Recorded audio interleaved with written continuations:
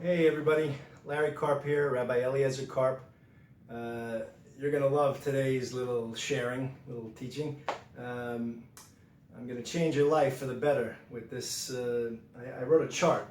Um, uh, this is about 8 years old. I had a radio show in New York.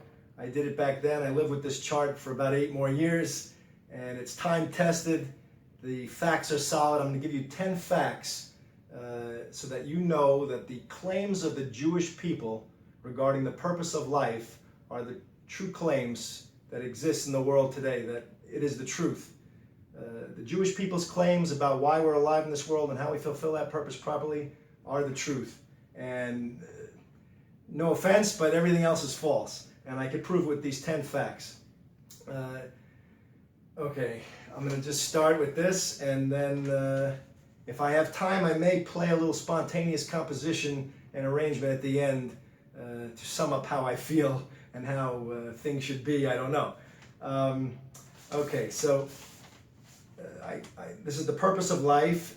This is how I know that the purpose of life, coming from the Jewish people, their claims on that issue is the truth. Okay, so 10 basic facts that prove that the claim of the Jewish people is true and that any other claim is false. Facts number 1 through 5 to establish the truth. That's the purpose of those 5 facts, is to establish the truth, and then facts 6 through 10 are to disprove all possible false claims. Okay, and I'll give you the facts first because I saw that it took a little longer than 15 minutes. So, and then if I have time, then I'll see how I have to explain anything. Okay, fact number 1, an open mind. You will believe something to be true only until new information is brought to your attention that is more true. So for instance, if you thought that the sky was brown, and I come up to you and I say, hey buddy, you know, you're wearing your sunglasses there. Why don't you take off your sunglasses, your brown sunglasses? So he takes them off. I say, he looks at me, oh, the sky is blue. That's amazing. I didn't know that. That's because you've been wearing the wrong glasses all this time. You should wear no glasses. And kind of a simplistic example, but you get the point. So you could believe something to be true, but you might have missed facts or not heard certain other claims. And then you've missed out on all this information, you know. That, by the way, is, I think, a blessing why the Jewish people are scattered all over the world right now. We're in the diaspora because I believe, from what I've been taught, Hashem has sent us out to help everybody get this information and know that there's one God and one truth, one way to fulfill the purpose of life, to fulfill the purpose for which He put us here, and to make Him happy. That's the ultimate goal, is to please Hashem. Hashem is our creator. Okay, fact number 2, the event and witnesses. On the 6th day of the Hebrew month of Sivan, in the Hebrew year 2448, which was 3,332 years ago, since it is now the Hebrew year 5780, our Creator gave information and instructions, Torah, about why we are alive in this world and how we fulfill that purpose properly, to 3 million Jewish witnesses, men, women, and children,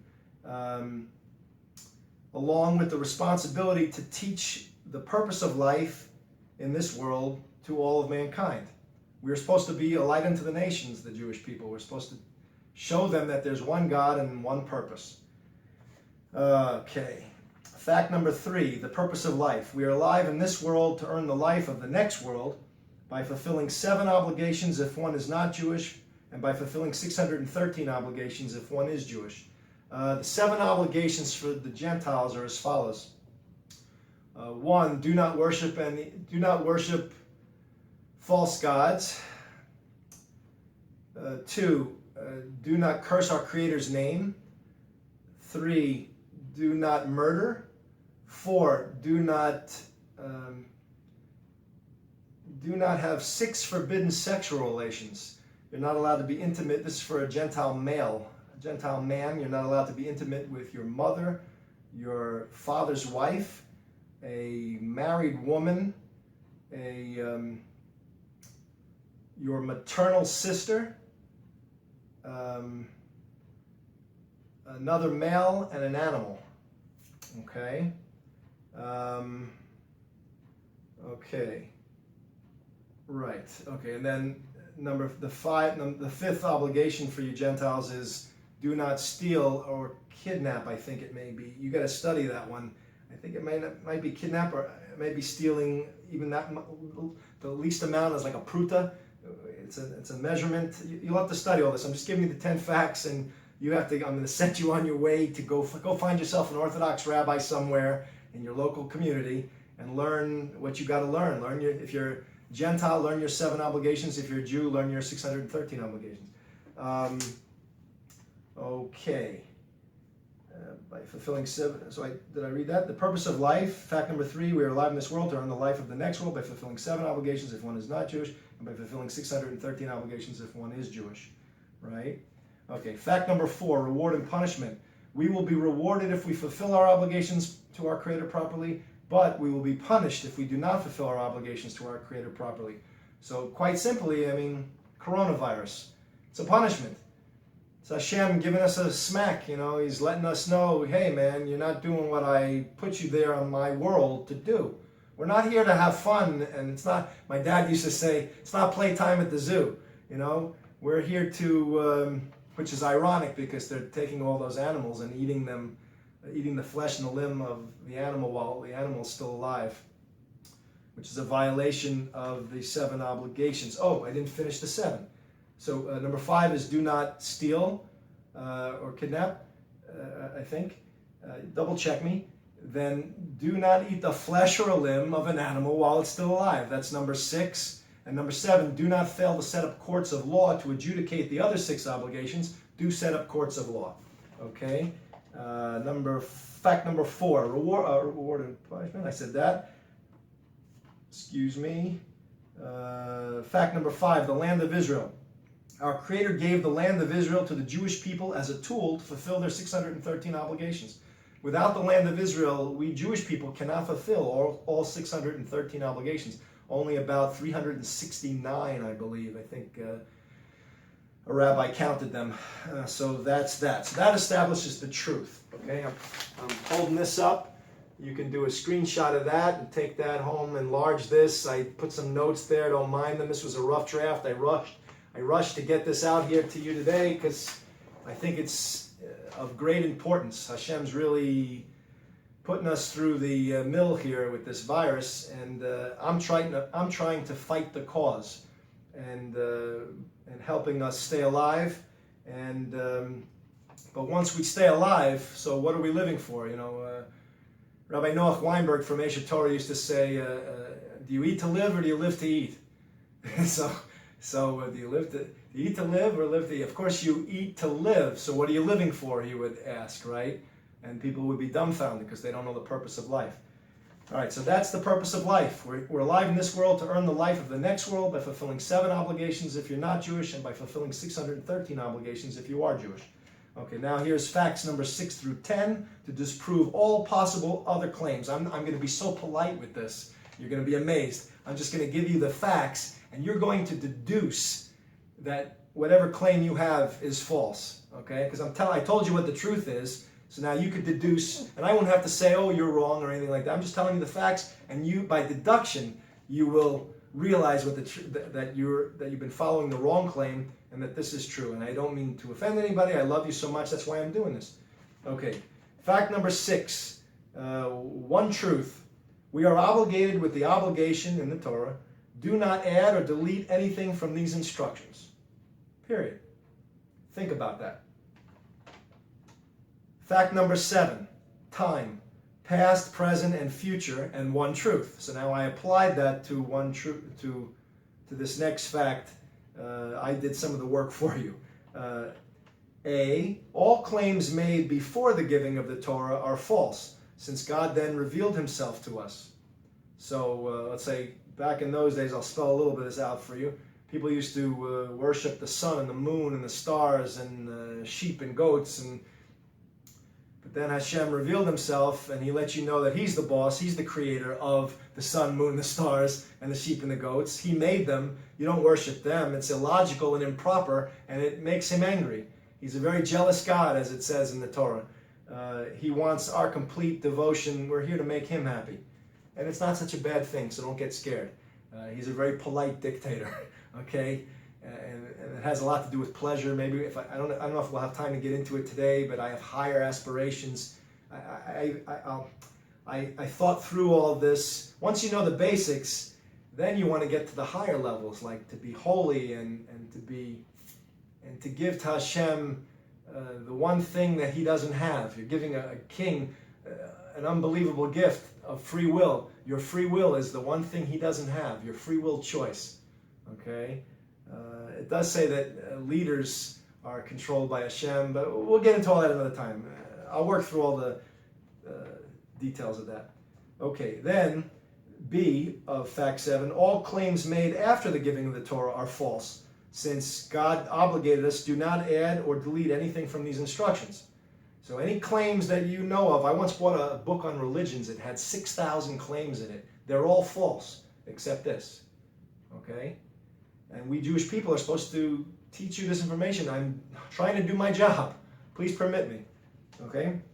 Fact number 8, the study system. Our Creator gave to the Jewish people a definite study system, a definite system that one must follow to be able to study and to understand our Creator's instructions, obligations properly.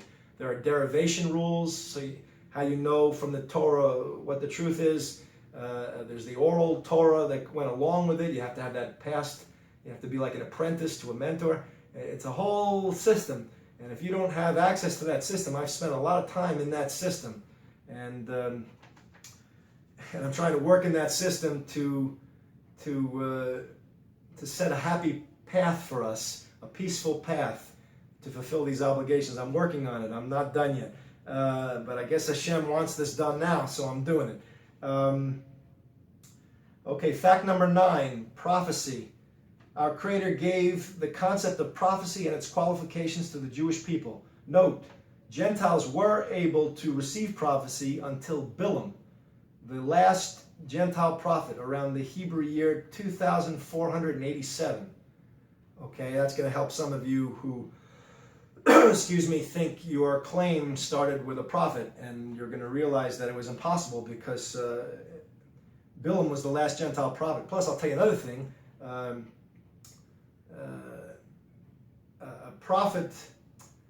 A true prophet doesn't change the Torah on a permanent basis.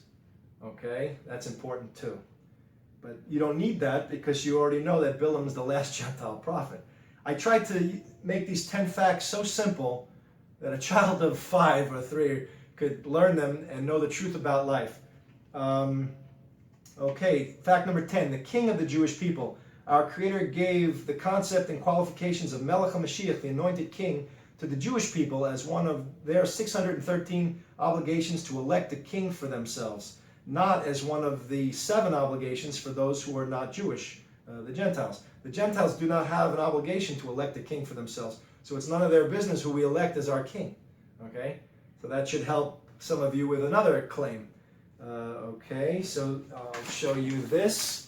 Take a screenshot of that there, and you can enlarge it and look at that. And I think I have a little time. I'll play a little spontaneous composition. I had this a composition like this a long time ago called a new time. I'm going to make a new composition, a new spontaneous composition called A New Time. That's today, right now.